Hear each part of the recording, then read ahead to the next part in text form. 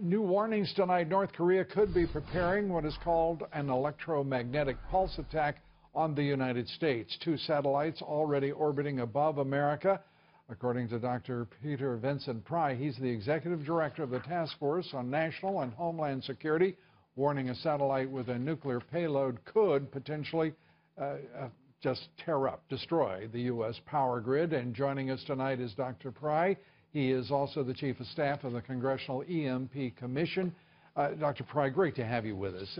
This is, I think, for most Americans, a true revelation that the North Koreans actually have satellites that they've put into orbit that could be used as an EMP weapon. Well, the EMP Commission has been trying to warn about this for some years, ever since 2012. Articles have been written, including by my colleague on the EMP Commission, Jim Woolsey, former CIA director. Right. And occasionally they get published in the Wall Street Journal, but most of the media has pretty much ignored this story.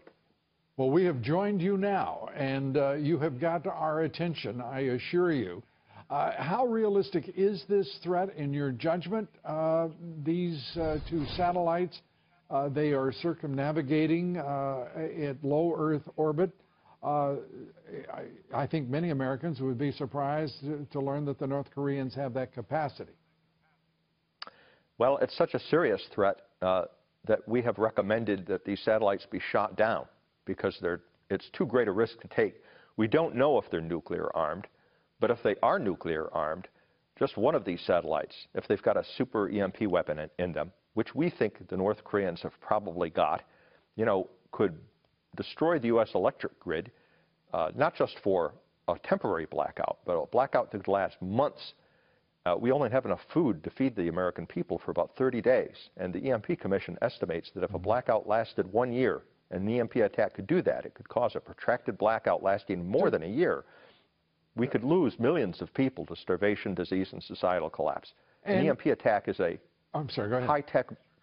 high-tech means of killing people the old-fashioned way through starvation, disease, and societal collapse. Define super EMP weapon, for example. That's a weapon of special design. It's designed to create an EMP. It's not designed to create a big explosion. Right. It puts out gamma rays, and so its yield can be very low, between 1 to 10 kilotons. And most of the North Korean nuclear weapons that have been tested have been in that yield range.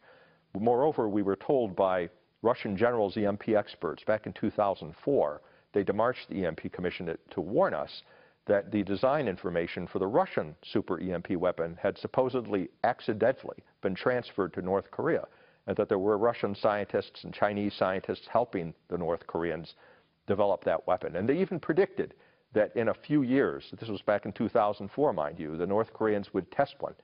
And the first North Korean test was indeed just a few years later in 2006, and it had this very low yield that most people thought was a failure, but that's exactly what a super EMP weapon would look like. Low yield, but puts out a very strong gamma pulse. Is our government, is our military prepared for against an EMP attack? I know for the most part, I would assume the civilian sectors of our economy and our nation are not, but at least our government and our military, are they prepared?